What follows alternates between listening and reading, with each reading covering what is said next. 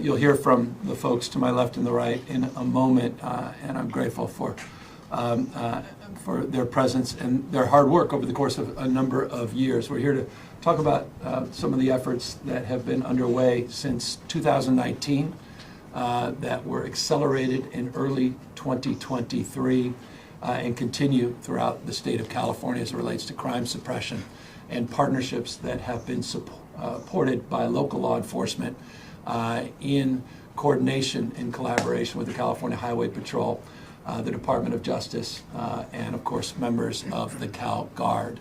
As you may recall, in 2023, early 2023, we received a phone call from the mayor then, Mayor Breed in San Francisco, about efforts that she wanted to push to jointly connect some of the law enforcement activities with the district attorney in San Francisco, our State Department of Justice, and the California Highway Patrol. We announced that operation that included CalGuard, included JAGS to help with prosecution in partnership with the city and county of San Francisco. You may recall the early success of those efforts. There were 6,200 citations. There were hundreds of stolen vehicles that were recovered and guns, illegal guns. Over 700 pounds of fentanyl was seized because of that operation. So successful was the operation in 2023 that we started receiving phone calls from other mayors throughout the state of California. At the time, Oakland was a hotspot. And Oakland, not only the mayor, but members of the County Board of Supervisors in Alameda, members of the City Council, including clergy. We had a meeting here at the governor's office, and perhaps the most vocal advocates for partnership with the California Highway Patrol were members of clergy. We initiated that operation, which continues to this day, with tremendous success. I underscore that success to highlight the fact that there has been over 4,000 vehicles in Oakland alone, stolen vehicles that have been recovered under this operation. Illegal guns, DUIs, that operation continues again to this day quite successfully, embraced by the new mayor, currently members of the City Council, including, again, those that help sponsor this effort at the county level. We've expanded those operations in San Bernardino. We expanded those operations in Bakersfield. And we've received additional requests in other parts of the state. And that's what we wanted to highlight here today, that we're going to be expanding this operation, building on this success that is now included over 9,000 arrests statewide, a effort that will now take shape on border division down in San Diego. We're going to advance this effort down in LA, to other parts of the Central Valley, not just limited to Bakersfield, in partnership with Mayor Go there in San Bernardino. And we're going to expand this operation in a collaborative that continues to include the cities and counties, our partners in the Sheriff's Office and local law enforcement agencies. We continue as well to work with the federal partners. I'll remind you, in San Francisco, working with the Biden administration, that we initiated as we launched the CHP operation, federal partnerships, an incredibly important and impactful partnership with the DEA, with the FBI, and with the Department of Justice. Operation Overdrive also advanced a lot of the efforts that have substantially improved the quality of life and conditions in San Francisco. We continued to seek collaborative partnerships along the lines which we enjoyed in the Biden administration, and we continue to seek collaborative partnerships with local law enforcement agencies and local elected officials throughout the state of California. These operations will be targeted, they'll be data-driven, they'll be focused on the basis of intelligence gathering that's coming from different law enforcement agencies on the basis of these existing task forces and existing relationships. And these will be unannounced efforts. Teams, minimum teams of 15. They'll include K-9 teams. They'll include lieutenants, sergeants, and 10-plus officers. Will surge up, and the commissioner can talk a little bit more about how he sees these teams operating. They'll be mobile. They'll work on a regional basis, and as I noted, they'll be expanded. They'll be pulled out of 6 divisions, at least sort of organized around 6 divisions throughout the state of California. But the big announcement here today is building on the success of this proven program. We're now expanding it to 3 additional areas in the state, notably LA, San Diego, and other parts of the Central Valley. I would highlight, and I think this is important to highlight, and I know the issue of reduction in crime is an important issue, but I want to make this crystal clear. It's never good enough. Good enough never is. Success is not a place or a definition. Success is a direction. There is no having made it as it relates to the issue of crime suppression. That's why in California we continue to build on not just these partnerships, but over $1.7 billion of resources that we have provided under our public safety plan in this state since 2019. I will highlight specifically those partnerships that were significantly advanced, the $267 million in particular that was forwarded for prosecution, vertical prosecution grants for sheriffs, district attorneys, and law enforcement agencies throughout the state of California. 55 LEAs received, local law enforcement agencies, those grants. And that was specifically targeting retail theft, organized retail theft. You may have seen highlighted the outstanding job in partnership with 5 counties, led by Ventura County, other counties in Southern California, the work they just did and announced as it relates to the indictments, 43 counts and criminal charges in those 5 counties related to Home Depot operation that came from the support of those grants. And that was advanced because of a package of legislative reforms that I had the privilege of signing as it relates to organized retail theft that we signed last year and charged under one of those 11 or 12 specific pieces of legislation. Again, we continue to stack more support, and we continue to recognize we need to continue to do more to support our efforts. Of course, we have seen some progress.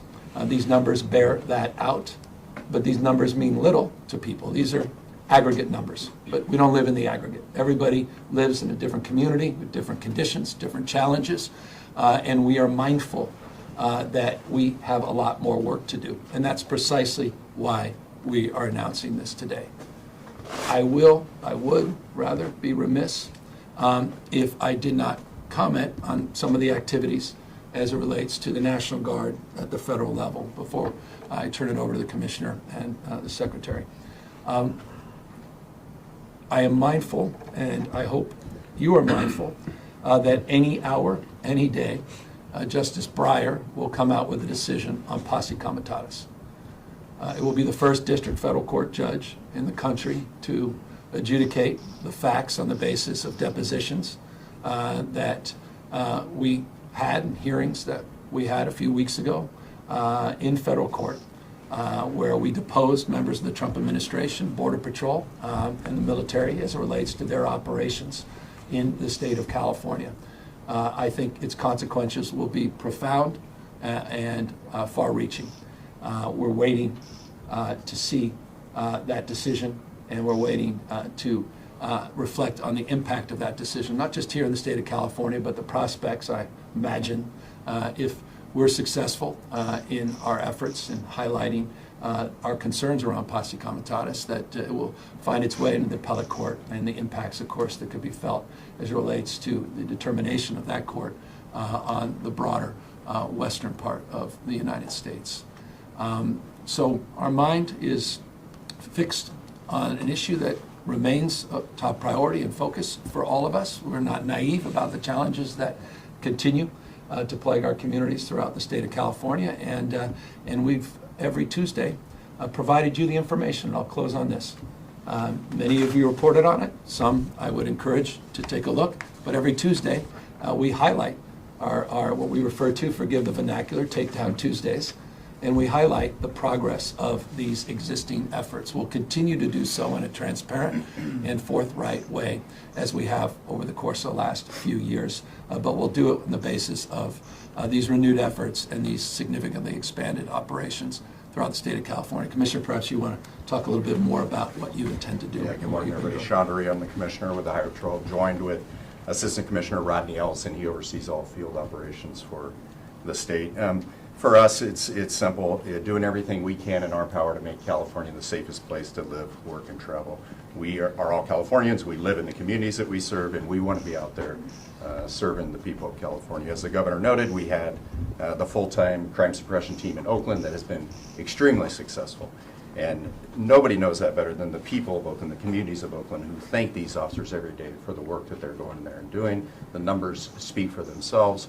We have part-time teams currently in Kern County. We have a part-time team currently in San Bernardino County. Our plan moving forward is to make those teams full-time, bifurcate the team in Kern County, service Fresno, open a team in the Sacramento region, open up a team in Los Angeles, and open up a full-time team in San Diego. These teams, as the governor noted, will range in size from a floor-level buy-in from 12 to 15 officers. Those numbers will grow depending on the size and scope of the operation and the need of the community that we're working with. We're very grateful, and I want to recognize our partners with the local allied agencies. Many of them have reached out to us and asked us for this help.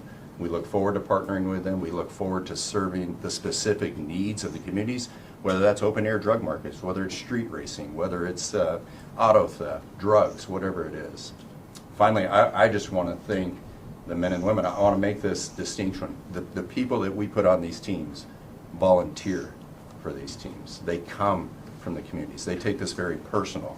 I want to give a shout out to the men and women of the Highway Patrol. We set a goal this year to remove as many crime guns, illegal guns from the streets that we can. The highest year we've had to date with the Highway Patrol hovered around 2,100.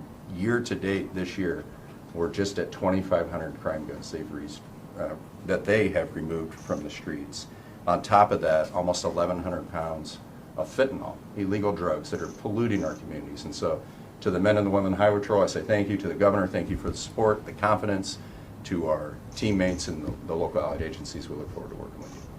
I appreciate it, Commissioner. And to express, you can update some of those coordinated operations. You're also doing a lot of work, continue to do a lot of work with cities and counties as it relates to encampment cleanups and quality of life issues. Absolutely. Good morning, everybody. Thanks for taking the time to be here.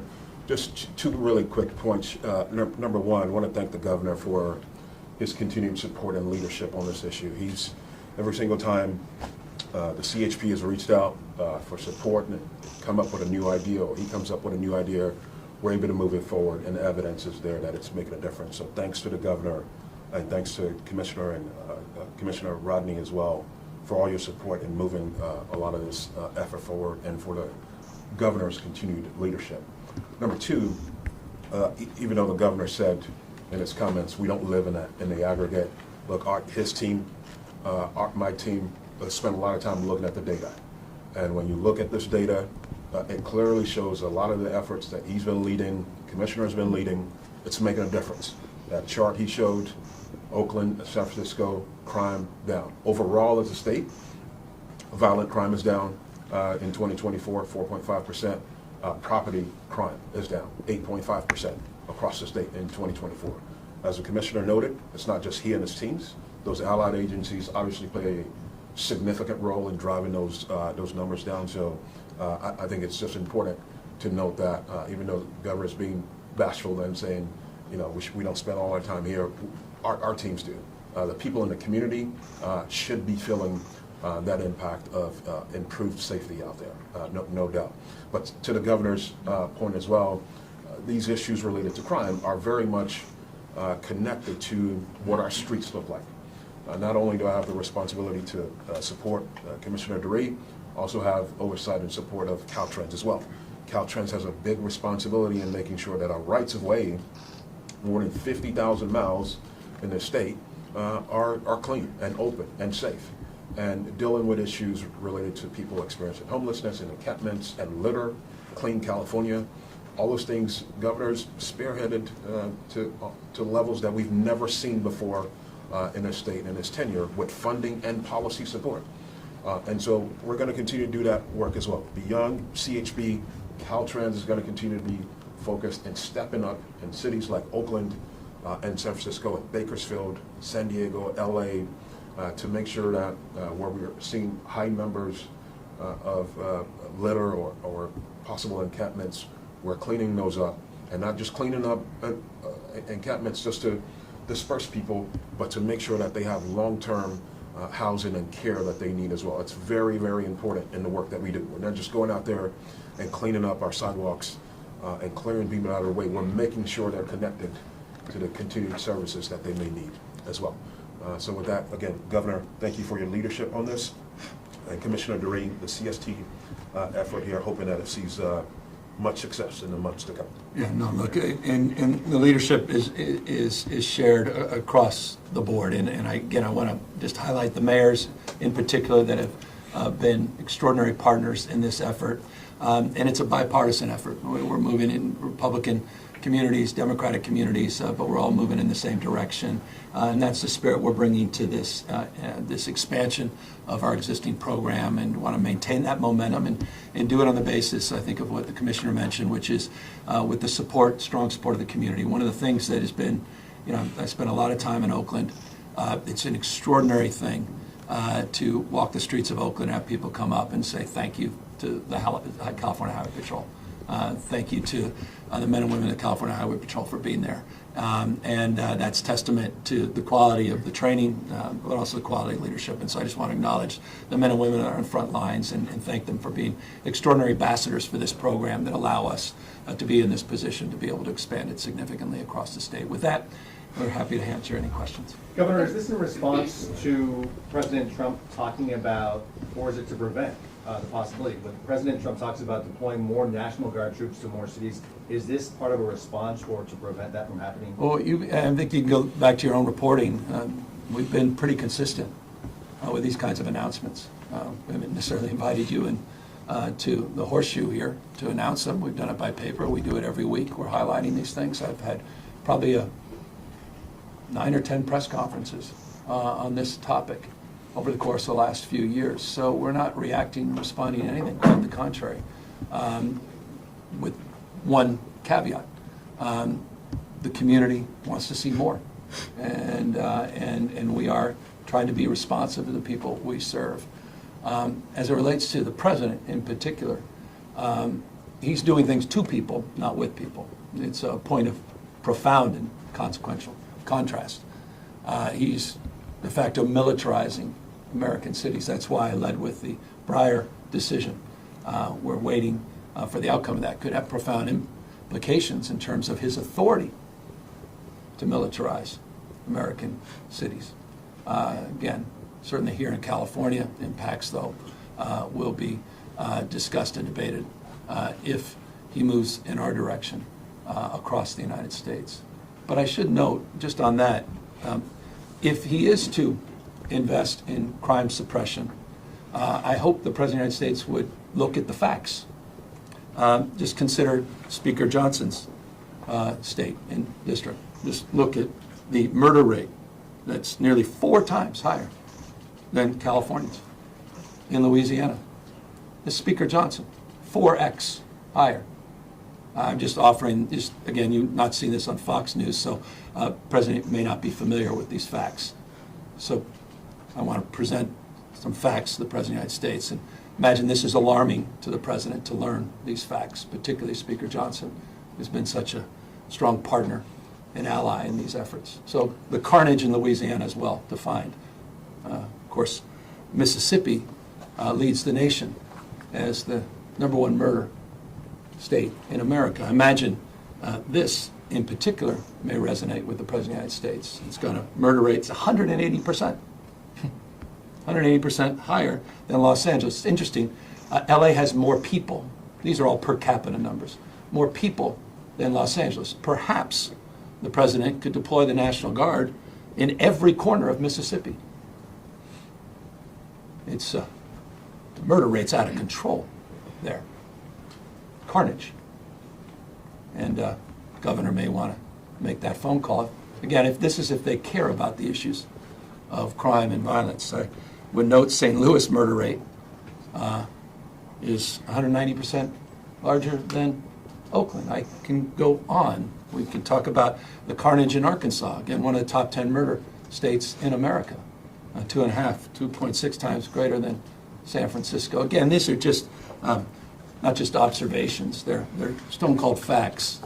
And the fact remains, if the president is sincere about the issue of crime and violence, there's no question in my mind that he'll likely be sending the troops into Louisiana and Mississippi to address the just unconscionable wave of violence that continues to plague those states. Governor, you've talked about putting the mirror up to the Trump administration. I'm not necessarily pointing to this, but in social media with the Patriot Shop that you've established, I mean, is this a way still, though, to sort of do that? Because I mean,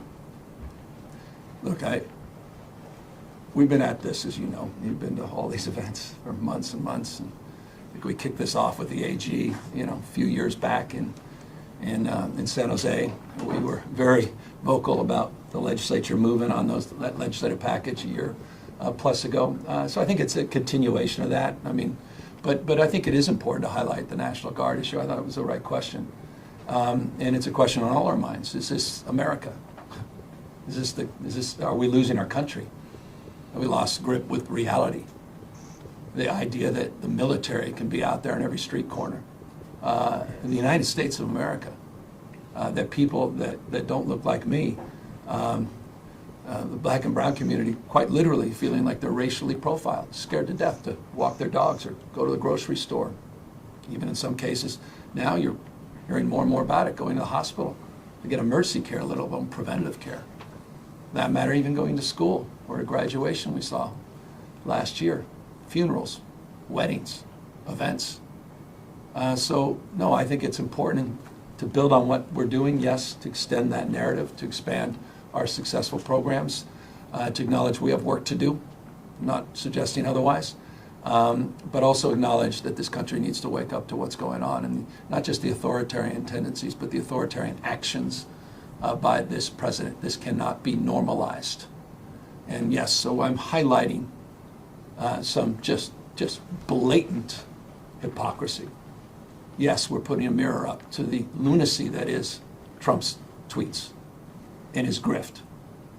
The madness that is someone that would dress up as the Pope and tweet that out, or put his face up there on Mount Rushmore in a Superman costume.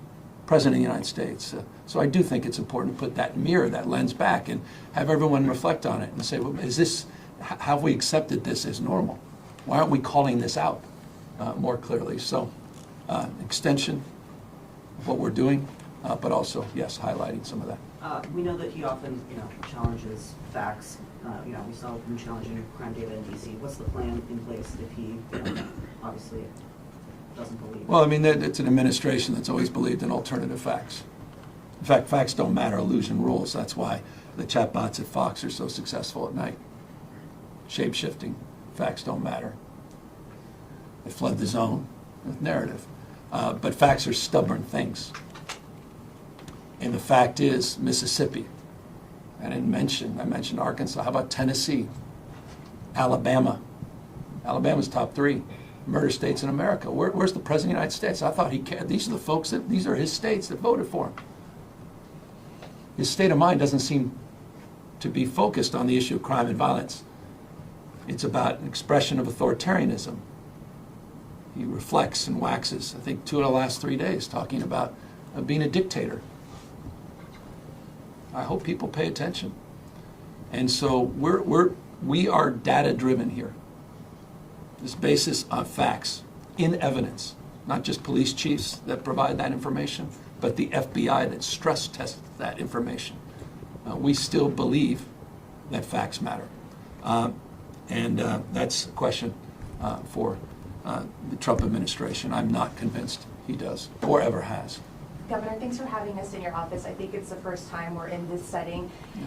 Speaking of mimicking, were you trying to resemble the Oval Office, and can you speak to this setting in particular? I don't think this comes close, but I appreciate it. What was behind it, you wanting to do it? No, I mean, we were going to go down to the second floor for all of you insiders. I've never been inspired by that place, so and so I thought it would be nice just to mix it up a little bit. And so talk to Izzy. He had a creative idea today. And thought it'd be nice to invite one or two of you have been here, and I think we created animus because others weren't invited in here, so we figured it'd be easier to get everybody in. I have a question to your point about crime rates going down in some of these communities that you're deploying additional resources into. That's been an argument when it comes to where Trump has been deploying the National Guard in places where crime rates are actually going down, like places like DC. So how can you justify that? What's the reason for putting more resources and more law enforcement on the streets where communities might be seeing decreasing crime rates? Well, because, as I said, good enough never is. A decrease is not, I think, look, and this is more my own observation. This is more of a tonal observation. I don't think it's a very good argument to make that, well, we're down 15-20% when you still have people whose cars are broken into. You still have crimes being committed. You still have murders. You still feel unsafe in certain parts of certain communities and all across this country. So I think we have to be very careful about that. And I'm not arguing to defend the status quo, quite the contrary. We think we can do better still. Just because we have the second lowest homicides in modern recorded history, certainly my lifetime, doesn't mean we can't do better. We can. And that's what this is about. But again, I also would highlight that our efforts were focused in the initiation of this effort that we're expanding here today. We're focused on hotspots. We focused on parts of San Francisco 2 years ago that were of concern. We've seen progress, but not good enough. Talked to the mayor the other day about it. He wants to see more. He was very encouraged by our willingness to engage and re-engage back in San Francisco. We went to Kern County, which was the murder capital of California, Kern County, a few years ago. I'm off the charts.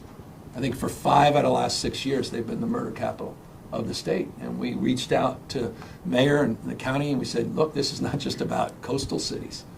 This is about parts of the state that we don't overlook, but often parts of the state that are overlooked. And those partnerships have proven unbelievably successful. By the way, I mentioned Mayor Go because not only did she enthusiastically embrace this, but she's seen some of the biggest decreases in crime in Bakersfield in the state.